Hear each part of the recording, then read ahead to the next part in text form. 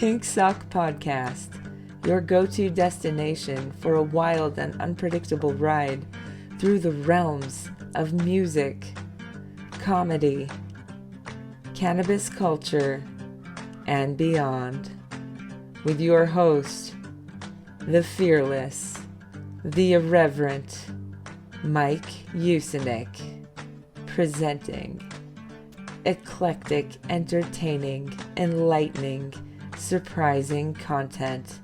Join in the fun, push boundaries, challenge conventions, explore the spectrum of human experience. We won't shy away from any topic.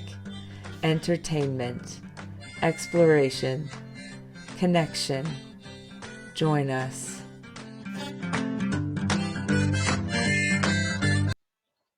I don't know if the video is freezing for you or not, but I just ended it. How are you doing today, Pink? It was freezing. I'm okay though. How are you? I'm good. Let's jump into this. We have Marc C. Daniel in the building. How are you doing, Marc?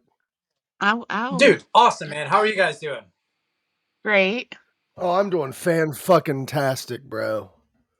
Oh, Like cool. We it's can it's swear. been great. I went to a I guess you'd call it a rave last night. So if my throat's a little fucked up, that's why. I was doing a lot of dancing, a lot of all that fun shit.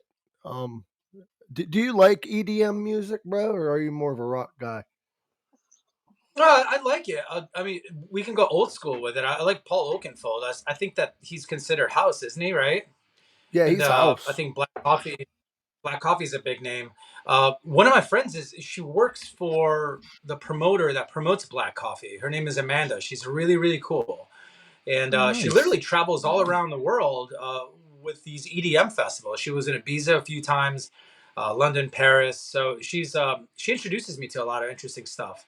So yeah, I'm down with it. Yeah, why not?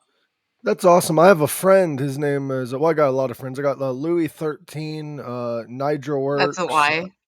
Chasing Rabbits. I made all these people up, by the way. No, they're all local DJs, I knew it. and they do local EDM festivals. So I didn't think you'd be into that kind of music, but that's why I don't judge people, because I've had people on here that was like into metal, heavy metal, and they're like, their guilty pleasure is like fucking Frank Zappa, and I'm like, that's cool. Like, There should never be any guilt with any kind of music. You know, there you love shouldn't. and just love on and music like the best things in life should be shared. You know, and if you know somebody who introduces you to something really different, man, you just got to be open and love it. So I'm very thankful Exactly. for Amanda doing that for me.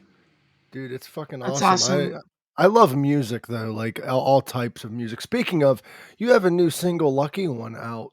Did you want to tell us the little story behind "Lucky One" and what your real life experiences are that fueled that single?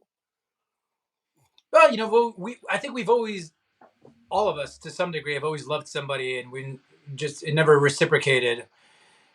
So in short, that's really what that song is about: is that loving somebody and they don't love you back because they love someone else.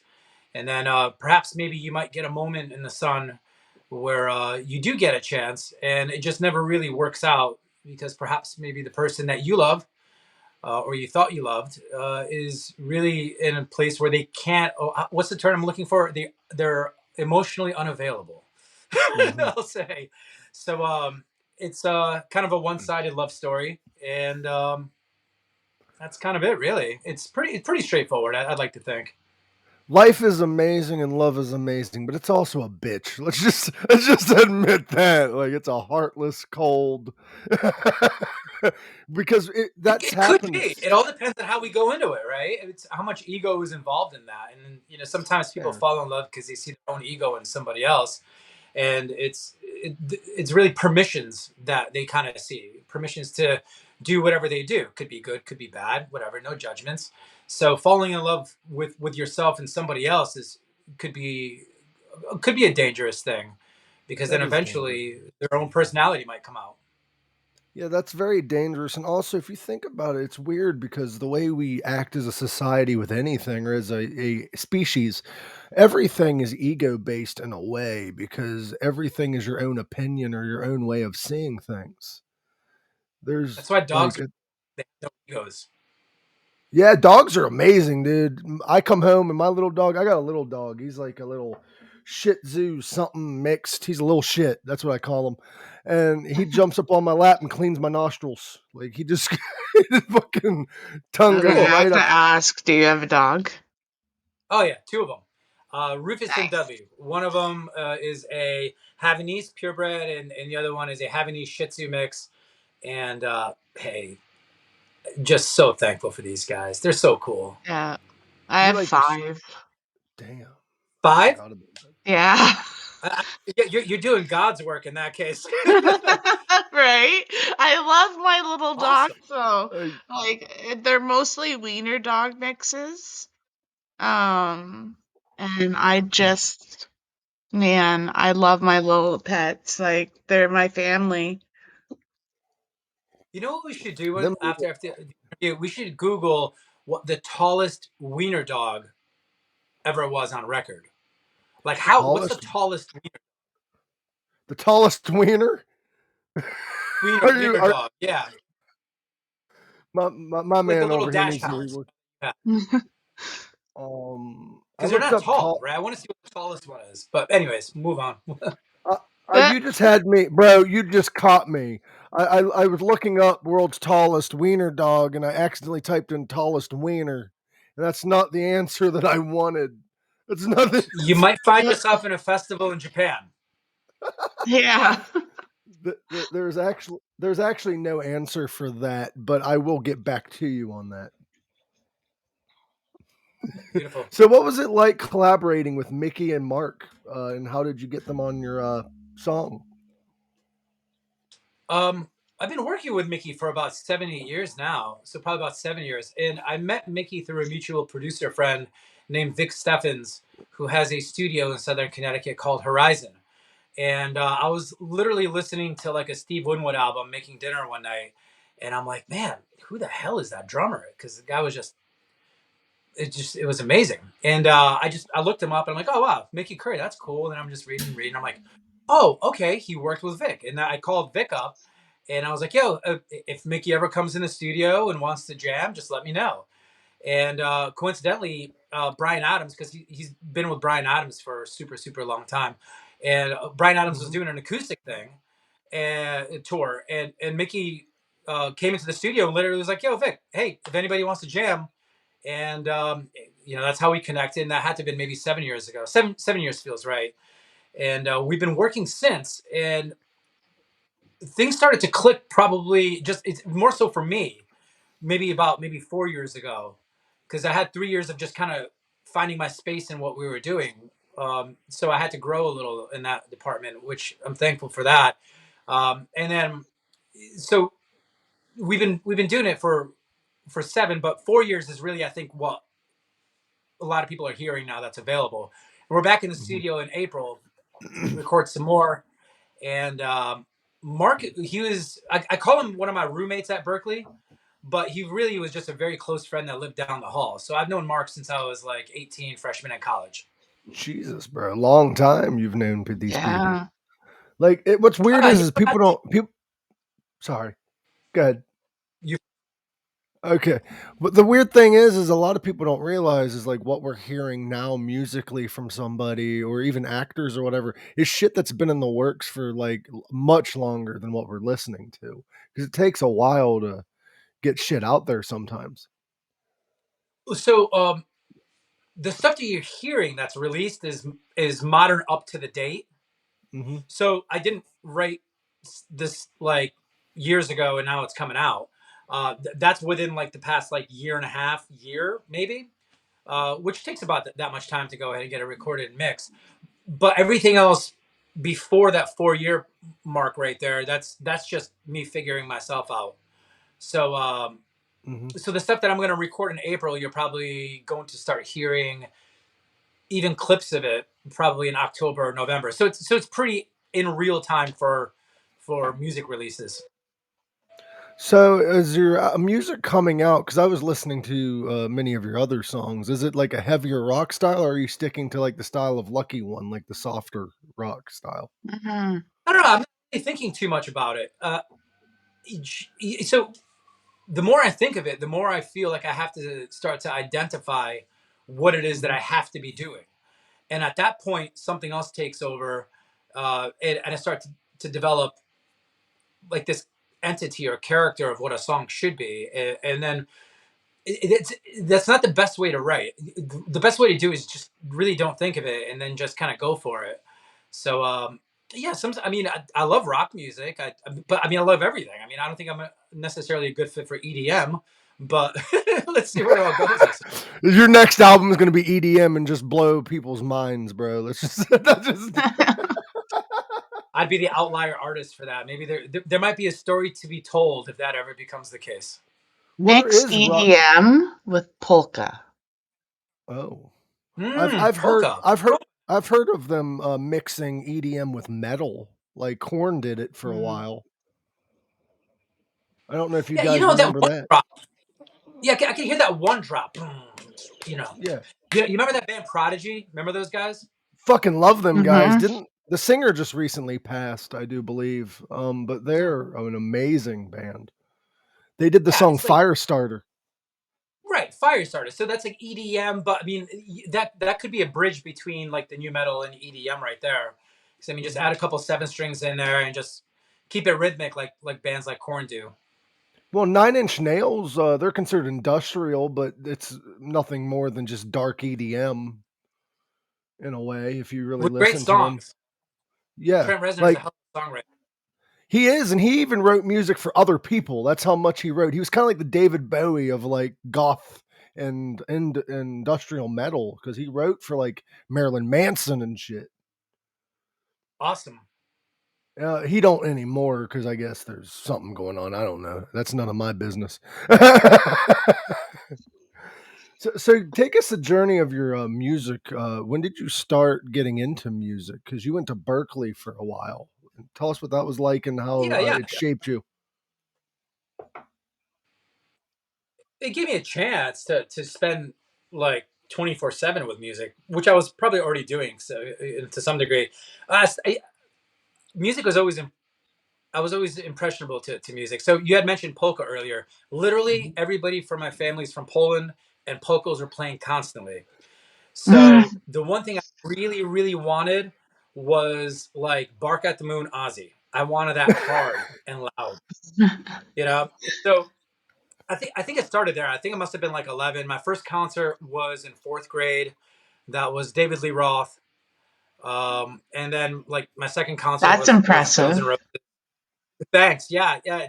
I had very little parental guidance, so Damn, dude. things kind of worked out kind of cool. I remember smelling Nice. weed for the first time. I was like, what the hell is that? I'm like, that smells kind of cool, but but You're yeah. in the So it was right always you're in the right place. We are all stoners here, so you're good. Right? Yeah, that was a not a former, cigarette I I suppose. had. Nice. Former. I used to enjoy it. I'm a long distance runner now, and I could appreciate people appreciating it. I'll put it that way. Yeah, Mhm. that's fair. My Yeah. first concert was Limp Bizkit and DMX and Godsmack. That is a weird Cool. show, but It was interesting. weird. It opened with DMX and then it had Godsmack and then Limp Bizkit as finishing. My first show was Alice Cooper and Blue Oyster Cult. It was a good show. They had a Rudy Sarzo playing bass. I'm not sure. I know Mark's probably familiar with Rudy. He's a legendary bass player. Oh yeah. He played for Ozzy, Whitesnake, all the '80s. He was pretty much in every fucking '80s band. Yeah. He seems like a super cool guy too. I Yeah, haven't met he him, was. but I hope to one day run into him, which would be cool. So you mentioned David Lee Roth and all these big name hitters. Who would you say was the biggest musical influence on you growing up? Because you said you started when you was young. Who was the first musician that like really got you into saying, "I want to do this"? If there was one. Well, influences are interesting because if we take them too seriously, we risk over identifying ourselves with them. Hmm. So when I was like 11, 12, Iron Maiden was like the biggest. I just couldn't get enough of him. I still can't. Actually, I listened to him this morning, and it's been months since I listened to him, and it's just I don't know. I feel like I want to just tear something apart in a good way, or maybe build something up. How about that? I don't know. The energy's high, in other words. So I feel like building a house listening to them. But I fucking love Maiden. Fuck. Maiden is like one of them. Have you seen them live yet? Did you get a oh chance? yeah, definitely. And Fucking just killer. insane. Just there's nothing like them. So that's like 11 and 12, and then like 12, 13, 14. That was like maybe the hair metal bands were popular, and then when I started to get into some like I remember Fugazi was really interesting when I first heard them. Like Margin Walker, I was like, wow, that's cool. And so I started to get into that a little bit, and then I was like in seventh, eighth grade when the '90s hit.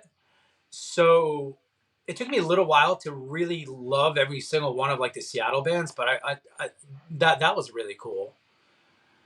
And What was your favorite Seattle band if you had to pick? Like, did you like? It's yeah, hard, it's different. It's like if you like pizza, if you love pizza, it won't really necessarily matter the topping. So it's like hook up any one of those, and I'm game for going in on it. So, um, and they're all because they're all so different, though, right?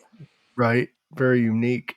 Right, right. Everyone had such an individual voice and such an incredible way of contributing to music that it's almost impossible to go ahead and have to choose. It's one of those why choose or why have an opinion if you don't have to just be there. See, I love your vibes, dude, because like I'm very similar. Like these are just questions that most people I can think to ask, but like you shouldn't have just one that you adore because that risks you becoming that person or becoming too much of that person, like you mentioned earlier. But when it comes to the Seattle bands, bro, like a lot of people mention your Soundgardens, your Nirvanas.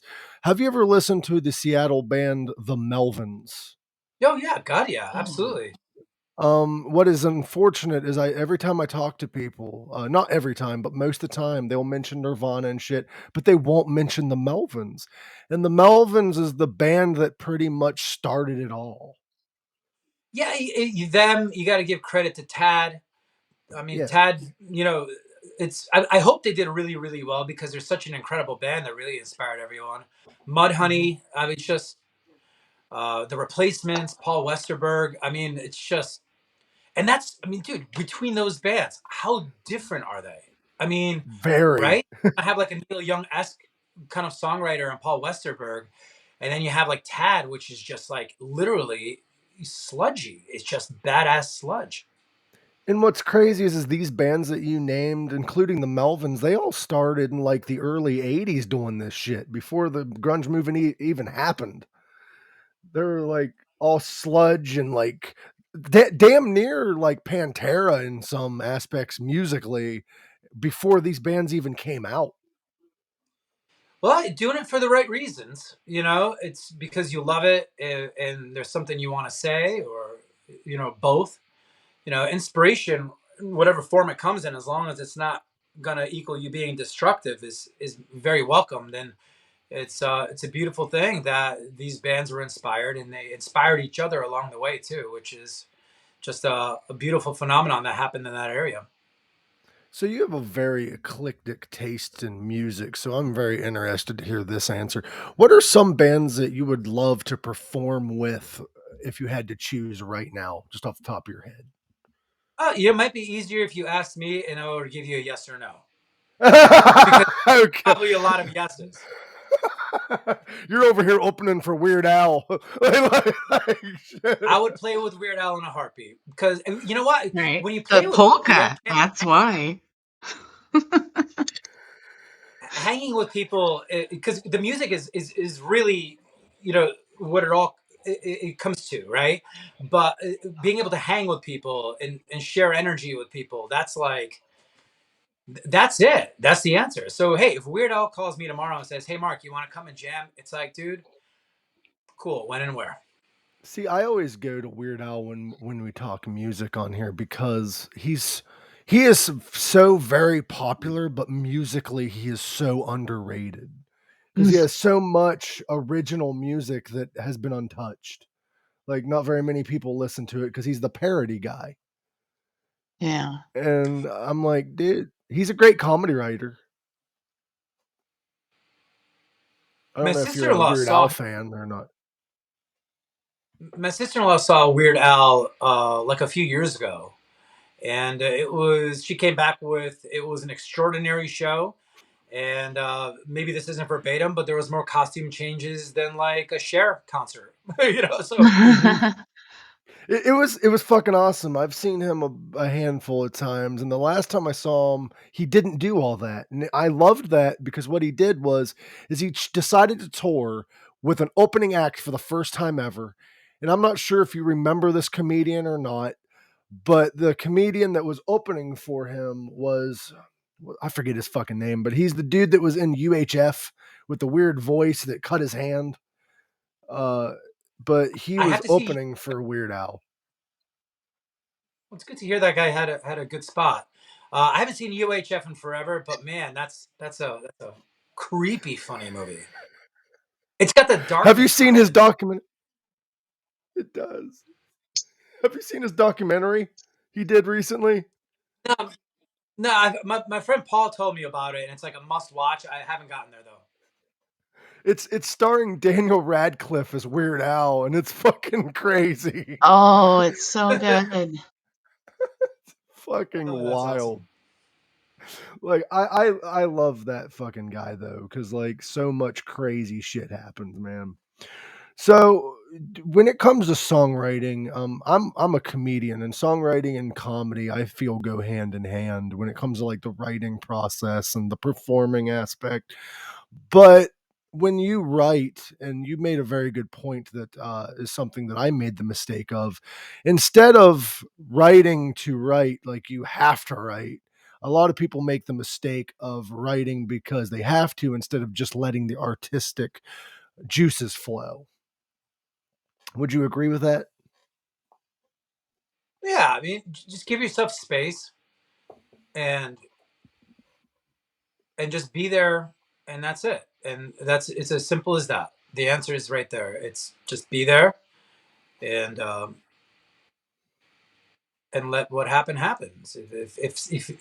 If you feel like nothing is happening, that's okay too. I mean, there's an Asian practice called Wu Wei, which is the art of non-doing. Don't do it. Just be, and then Exactly. whatever needs to speak to you or speak through you, just it'll happen. It See, should that's never have amazing. negativity. That's amazing, dude. And that is actually exactly where I'm trying to get at, because it seems like it's so easy to get caught in your own ego or want that to be out now or want to write that song when it's not about wanting, it's about what comes naturally to you. That's what art is. Art is Well, whatever your if I were brain to comes up with. that you Go have it ahead. right now, if I were to tell you Mm, that you have it now at this moment, yeah. because you said something interesting. You said that's what I want, and like it's in the future tense. You just Be. don't even think about it. You are. Yeah, just That's it. be. You are. You exist. Yeah, Like totally. do it. So what is the But what do I? craziest do live performances and you write all these songs and stuff. What is the craziest fan interaction you've had so far, or live interaction? Man, I don't know. There's a.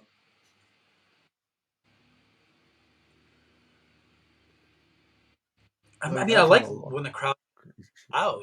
happen. That's nice. But that really depends because I can go in two completely separate directions. There could be ones where it was really negative, and there's ones that are really positive.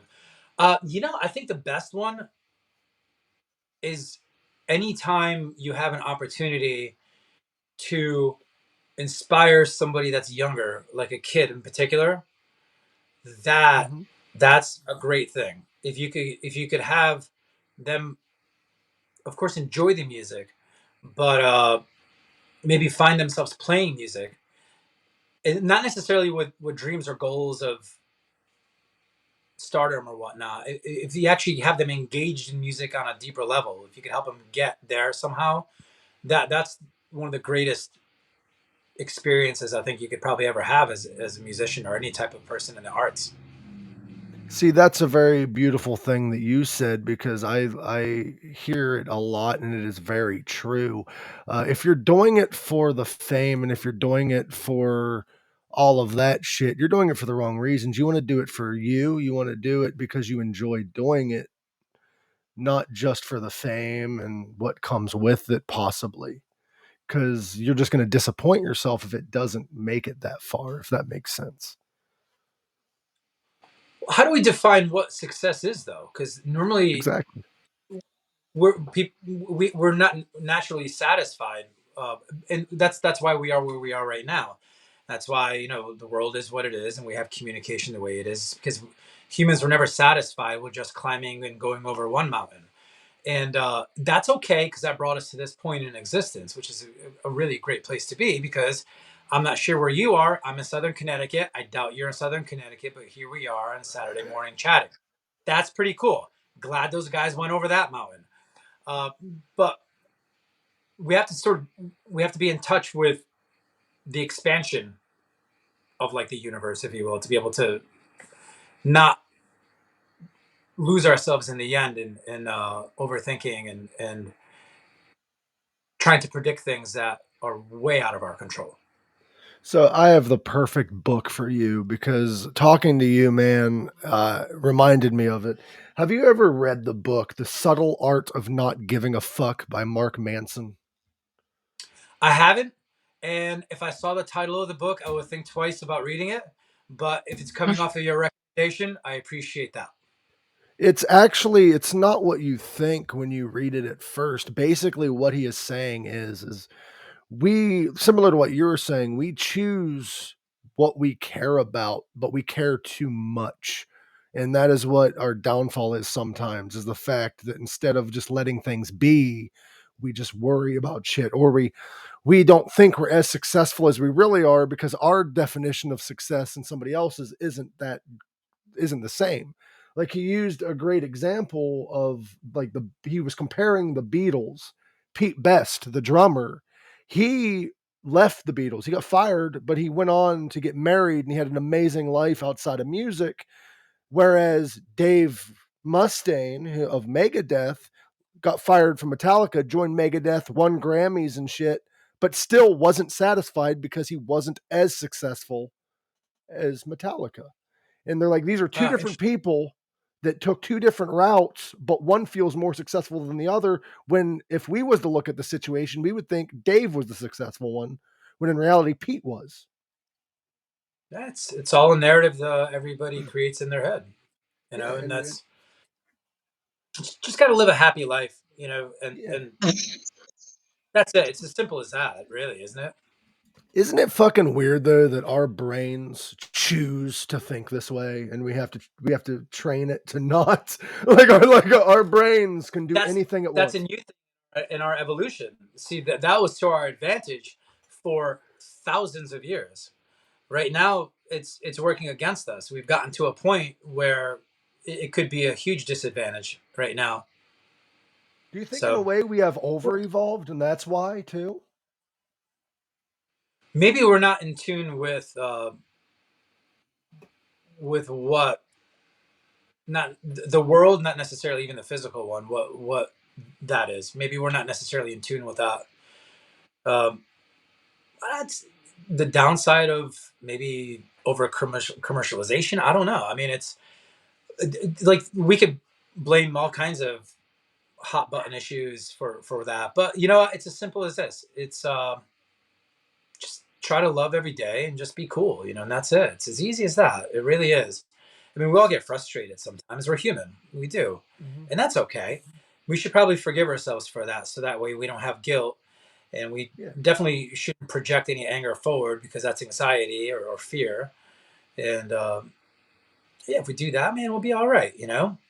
Yeah, we need to accept our emotions, not view them as negatives. And that's what we do sometimes. Not me personally or you personally, but as a society, we tend to think that it's not okay to feel that way because it's a negative emotion when there are no negative emotions. There's just emotions. It's whether or not how you handle them is the story. By the way, we brought you on here to discuss a song, and I love the fact that we're not, because the thing that I love about doing podcasting is we get to know people. And I'm not saying that I don't want to promote your shit.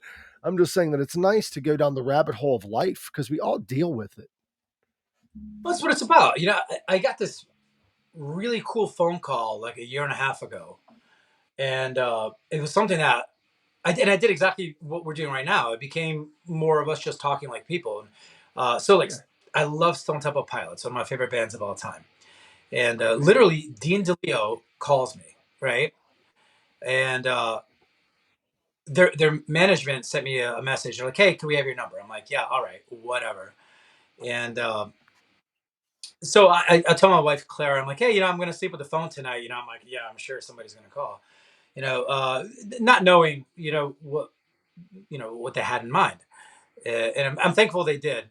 So Dean calls me up, and it was like we chatted about music for a little bit, but then it kind of became just chatting about other stuff, you know, like battle bots or New Jersey and stuff. And I was like, all right, and but so that was a pivotal kind of point in my life right there, because what ends up happening is that sometimes we think we have to play a role, Yeah. whenever we chat with people, when in fact really we're all just people, and we all need each other. And that was a really cool moment, because yeah, it helped me kind of figure things out, because it's like I think when Eddie Van Halen met like Eric Clapton, he said it was odd because they didn't know how to act around each other.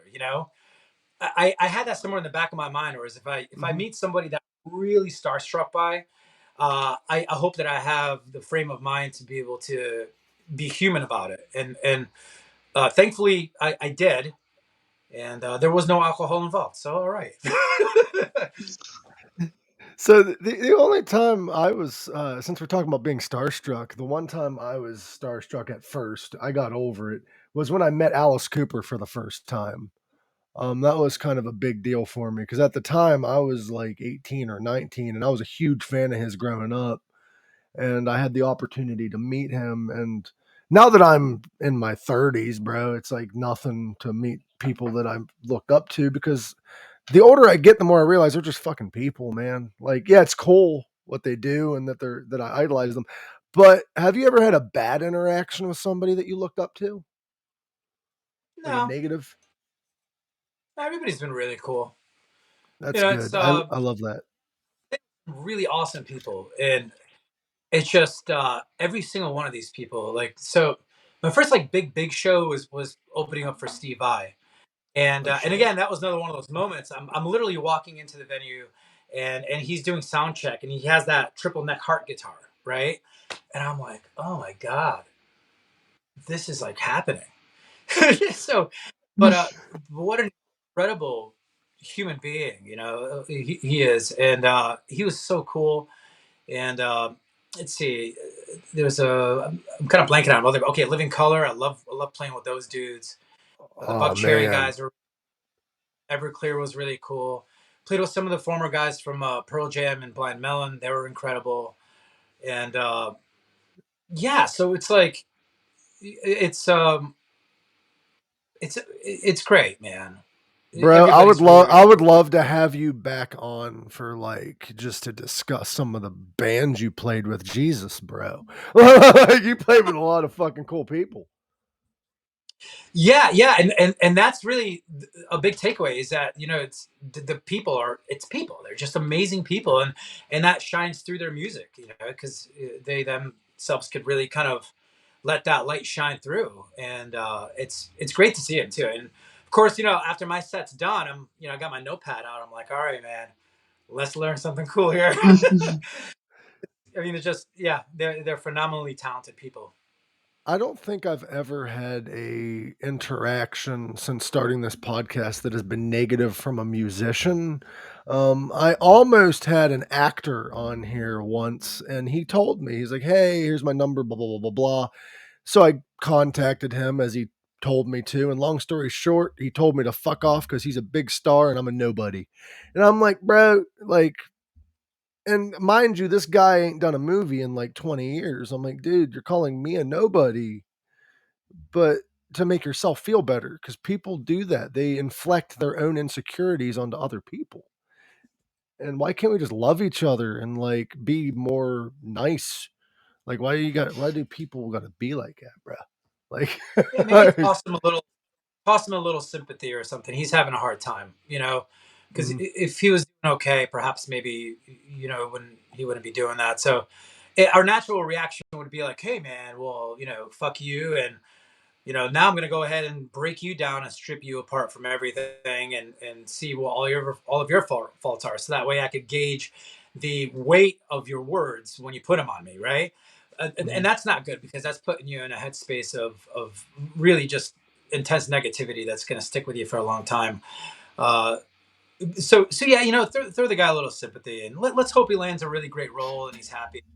And then you have him on one day, and then you could say, hey man, remember when things weren't really nice, and maybe he can get some peace by saying, you know, dude, you're right, I remember that shit. Well, cheers, let's have a brew or something. See, that's kind of what I want to do. I want to reach out to him because I didn't really view it as him being like, at first I viewed it as him being a dick. And then I'm like, wait, maybe his life's just falling apart and he's having problems, whatever. Like I've been there, but it's just the negativity of the world though doesn't help a lot of people. Everybody handles shit differently and all that fun shit. You may have impacted him without knowing or even saying anything. He probably felt what you were feeling, and if he has a moment to step outside himself, he might realize that, oh, you know what, man, I got some things I got to improve on. Which, hey, awesome. Yeah. Yeah. So in the world though, nowadays musically, like we have auto tune and some useful tools. I'm not going to bash it, but we have some useful tools. What is your views on like the auto tuning and stuff? Is it something that you would use if you had to, or is it, do you prefer the raw and live sound? I have no problem with anything, how people make music. It, you know, doesn't matter if it's inspired from a genuine place. Then there's going to be something there. Um, Auto tune kind of goes along with a lot of the produced kind of stuff, you know, uh, and that and stuff almost sounds like it's an instrument nowadays too. Mhm. So its initial use has become something else. And I think I remember first hearing that Cher song, "Do You Believe in Love" or something. You remember that one? Yeah, that That's was the the first time first auto tune song. Yeah, right, totally. And so my wife shows it to me, then girlfriend, now wife, you know, shows it. She goes, "Hey, Mark, well, what's this awesome thing that is the coolest thing I've ever heard in my entire life that I'm going to tell everybody about because it's so ridiculously cool?" Thing on her voice. She didn't say it exactly like that, but she came full force of like, "Man, I'm into this." And I'm listening to it, and I was at Berkeley, and I probably had like my musician's ego in place, and I'm like, do one of those things back then, and I was like, oh, well, she's actually using auto tune as an instrument on her voice, not to correct her voice, but to Mhm. actually make it an effect that's going to be an instrument with the voice to accompany the voice. And that was like, you know, that's like 19-year-old Mark, you know, just kind of asserting himself within a certain position. But nah, man, I have no problem with anybody doing that, you know, nowadays. And I think I heard somebody cover that song the other day, and it was like, oh, all right, you know, that's cool. And I think they put it on there too. I think it was a dude singing it, which is interesting because he was in the same register as Cher, because Cher's kind of has that female tenor in her Yeah, she's voice. really deeper. Yeah, so the dude kind of right on the same level. But no, I have no problem with that at all. I have no problem with people doing anything they think might help them improve what they're going to be sharing with the world. You know, and within that, I see there's what going you to be, did there, sharing with the world. You little. oh, dude, that's let's start a band called Share, Share, and see how far we can go with it. Hey, you guys, It's a rock band opening for Cher. yeah, let's do. Share kicked ass last night. Like what? I didn't know Share was tour. Bro, there is one thing that I'm really iffy about, and it's this AI stuff. Because there is music now, I guess, and artists selling their likeness to AI companies so that they can continue writing and shit after they die. Like they're going to take their voice and they're going to do the lyrics that they had written that they never released and use their voice to release this music. Or some artists that can't really sing like they used to, are still writing music with artists, but using their voice they used to have. They're not performing live, but they're releasing it as new music. I think Sweden has like a ABBA hologram theater where like you walk through a theater and it's like all holograms of ABBA singing to you. That seems kind of wild. That That's is pretty wild. cool. Yeah, I mean, right? I mean, Germany, I think it's Germany, has a never-ending story land, like a theme park for the never-ending story. oh you know, man, what this weekend. you know what's really wild is I saw this video. It was from 11 years ago, so I can only imagine how technology is now with this. They brought Tupac Shakur back for a concert, and it was a hologram of him, and it was the rest of the rappers he was with was real life people, but they were rapping with the hologram Hmm. Tupac. It was like an anniversary for something, and it looked real. I'm afraid to see what they could do now. You know what I Like, think? I'm gonna write letter to management. Dear Tupac's management, we should have an anniversary for Tupac's hologram in 2030. there we go. I think we Come should on, have Tupac. I think we should have Tupac on the show. Let's just Okay. just maybe. interview I don't. Tupac. He's apparently he impacted a lot of people. You know, there's plenty of people who really just swear by what he does. I don't know too much by him. I know my wife loves him, and uh, like a handful of friends really still really like him a lot. I should probably listen to him because I I love really haven't listened. Tupac, bro. Do you? Yeah, yeah. I hear he's amazing. Speaking of like going back to the AI thing, there's a thing that was released recently. It got a podcast sued, actually.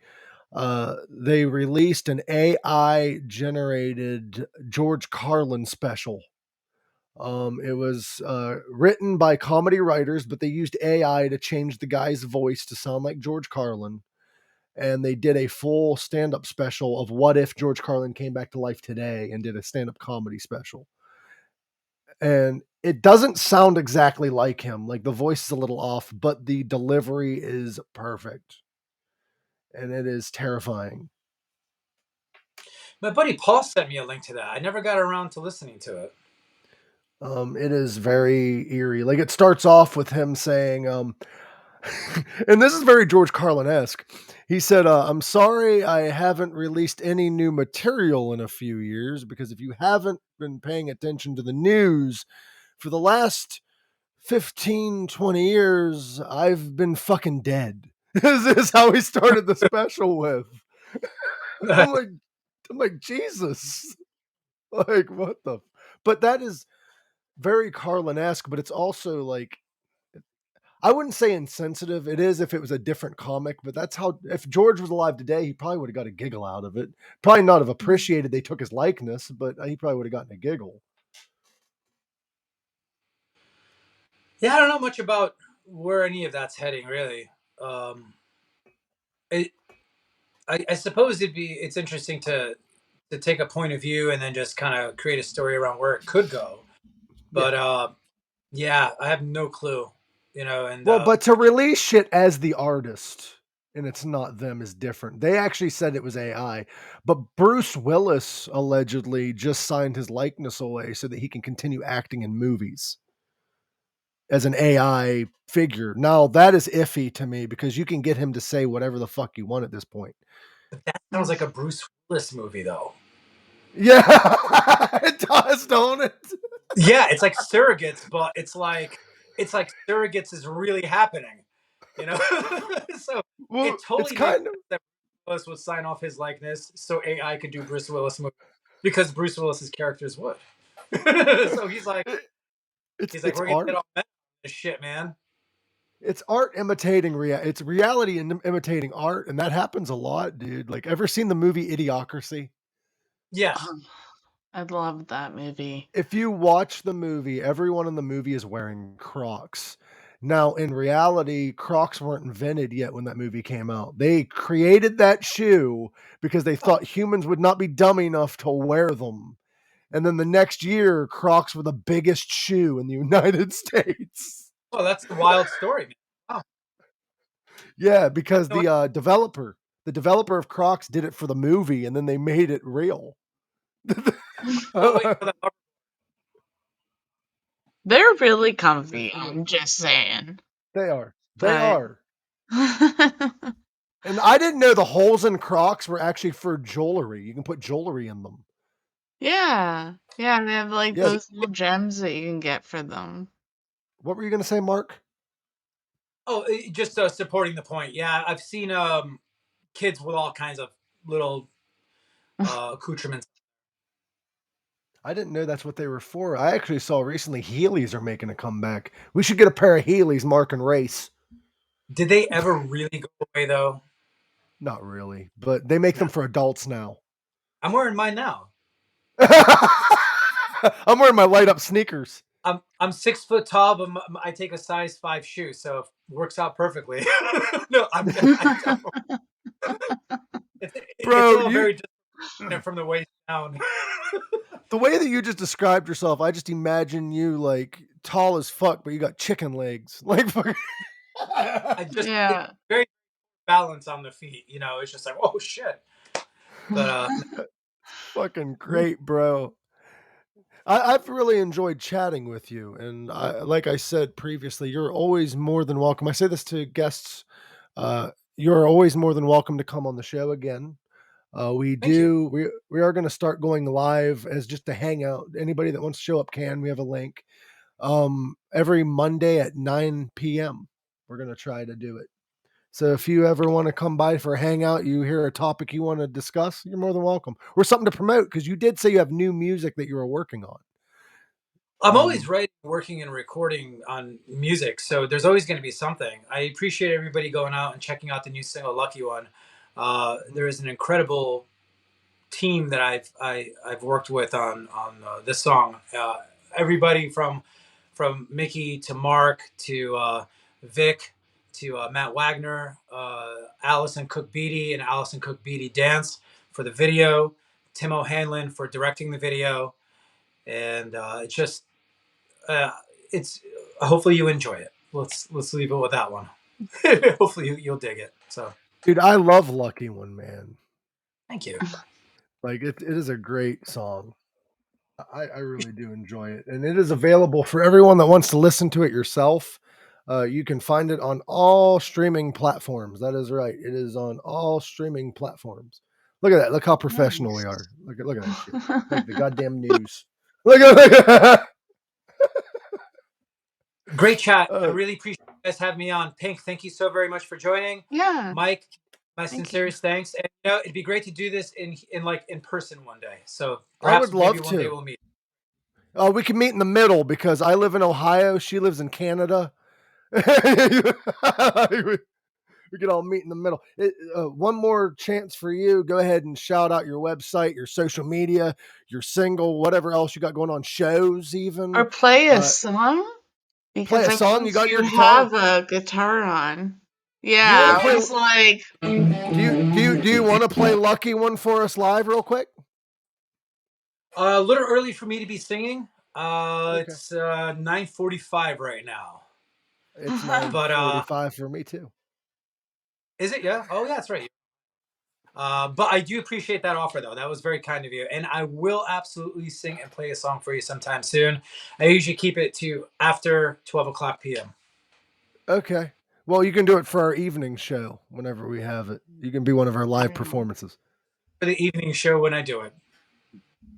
But Because it'll be so one more question before we go, because I'm curious: are all these singles leading up to an album, or are albums like obsolete now? Because I heard like an artist say recently that they're just going to go to releasing singles. They're not worried about albums. So, what is your route with this? Are you just going to release singles, or are you going to work on an album, or what's the goal? well, I already have at the moment an album's worth of stuff. Like that's ready to go. So how? I don't know. I mean, it's and then at the end of April, I'll have more of that. I'm not sure. I don't know. We'll see how it goes. I'm gonna just kind of go with the flow, and that's about it. I'm just gonna go with the flow. I love that, bro. I love your go with the flow energy, man. You love albums. You love albums, right? Mm-hmm. So I mean, that's like there's a special place for an album because that in itself has the arc of what the artist does on an album. You know, there's crests and troughs and just these great valleys and peaks that allow the artist to go ahead and do different things. And when I write stuff, I normally think sometimes, depending on where I go with it, it's like, oh, how would this fit into an album? So naturally, I'm kind of wired for that. But how it's going to be released out, I really not spending too much time thinking about that. But will it be released? Absolutely. Albums are a Yeah, story. like I used to. Yeah, Like, albums are a yeah. story, man. I used to love buying the concept albums, like Welcome to My Nightmare, and like all the like ones that have like a story. Each song goes into the next, and like I love that about certain albums. And then I love the albums that have nothing to do with one another. It's just a story of the person's imagination. Did you ever dress up like one of those tarantula dancers that Alice Cooper had on that tour? No, Halloween. but I loved it. I actually was that cliche guy that wore makeup because I went to a show with my mom and she did her makeup like Alice Cooper. So I did mine too. And my dear mom, it's fucking hilarious seeing her like wearing that makeup, singing along to the songs and shit. Because the younger generation, they look over, they're like, "That's a cool mom." I'm like, "Yeah, I got her into this music, man."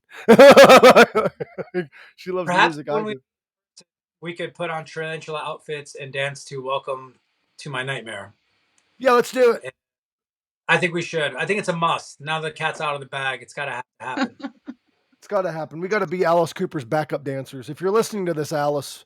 You But got two Marc, tarantulas right here, buddy. Maybe three if Pink's on it. I don't want to speak for Pink. I'll do it. Sure. I don't know how it goes, but you'll figure it out. You look like a Just follow. natural from here. So. But Marc, it was nice chatting with you, buddy, and much luck to the rest of your future. And I hope to chat with you very soon on this show because I enjoyed the chat. It was a lot of fun. Much love to you, man, and keep on rocking. You too. Much Thank you love. much. Love. You No too. problem. Anytime. See you soon. Much love, Bye. man. You too. Live long, rock hard, guys. That was Marc C. Daniel, guitarist extraordinaire. Pink. he's awesome. He was amazing. I loved chatting Yeah. with him. I don't think we've ever had a bad guest on here, and even if they didn't have much to say, I would not declare them a bad guest. But he had a lot to say, and I really loved exploring life, and that's what I love doing with Yeah.